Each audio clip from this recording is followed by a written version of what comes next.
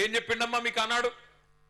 కేసీఆర్ గారు 1,00,000 రూపాయలు ఇస్తున్నాడు లగ్గం చేసుకుంటే ఆడపిల్లలు, నేను తులం బంగారం ఇస్తా అన్నాడా లేదా? అన్నాడా? తులం బంగారం ఇచ్చుడు కాదు, అగో తెలంగాణ తల్లి ఉన్నది అక్కడ, ఆ తల్లి నెత్తి మీద కిరీటం ఎత్తుకపోయిండు, వడ్డానం కూడా ఎత్తుకొని పోయిండు, అవి కూడా మాయం చేసిండు. బంగారం కిరీటం ఎత్తుకపోయిండు, బంగారం వడ్డానం కూడా మాయం చేసిండు. గంత దొంగ. తులం బంగారం ఇచ్చుడు కాదు, మీ మెడల పుస్తలతాడు గుంజుకపోతే వాడే మంచోడని చెప్పిన నేను. కొంతమంది నమ్మిర్రు, కొంతమంది నమ్మలేదు. హైదరాబాద్ లో మీరెవ్వరు నమ్మలే. కంటోన్మెంట్ లో ఆ రోజు లాస్యా నందిత పోటీ చేస్తే 18,000 ఓట్ల మెజారిటీతో మీరు కూడా ఆనాడు గులాబీ జెండాని గెలిపించిండ్రు.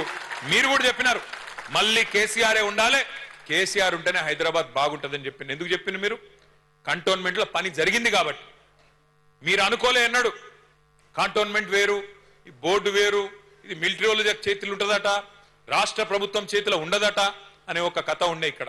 కానీ కేసీఆర్ గారు మీ కోరిక మేరకు, ఆ రోజు సాయన్న గారు ఎమ్మెల్యేగా ఉండే, వారి కోరిక మేరకు ఒకటే ఒక్క మాట మీదకెళ్ళి హైదరాబాద్ అంతా ఎట్లయితే మీరు 20,000 లీటర్లు ఉచితంగా ఇస్తున్నారో మాకు కూడా ఇయ్యాలే అని ఒక్క మాట అడిగితే, ఆ ఒక్క మాట మీదకెళ్ళి ఆ రోజు కేసీఆర్ గారు నిర్ణయం తీసుకొని కంటోన్మెంట్ లో 20,000 లీటర్లు ఉచితంగా ఇచ్చిన వాటా వాస్తవం కాబట్టి మనం గెలిచినాం. ఆ రోజు రూపాయికే నల్లా కనెక్షన్ ఇచ్చుకున్నాం. ఆ రోజు ఒకటి కాదు, రెండు కాదు, ఎన్ని పనులు చేసినాం.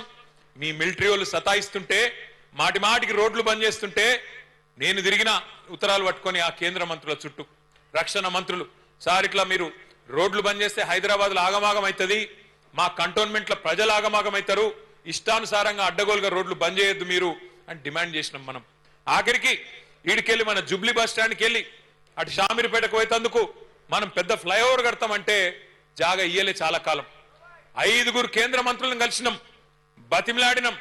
ఆఖరికి 2023 సంవత్సరంలో మనం మొత్తం పనంతా చేసినాక ఆఖరికి మన ప్రభుత్వం దిగిపోయినాక కాగితం వచ్చింది.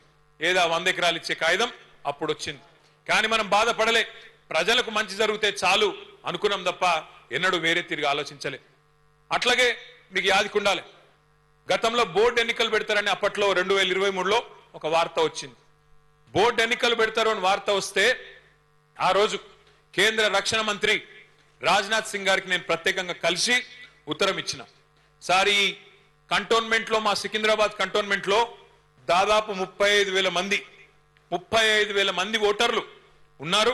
వాళ్ళంతా డిఫెన్స్ ల్యాండ్స్ లో తెలిసో తెలియకనో ఇండ్లు కట్టుకున్నారు. వాళ్ళకు కూడా దయచేసి ఓటు హక్కు ఇవ్వండి అని చెప్పి ప్రత్యేకంగా వారి కోసం కూడా 35,000 మంది ఓటర్ల కోసం కంటోన్మెంట్ లో కొట్లాడిన పార్టీ మన గులాబీ దండు.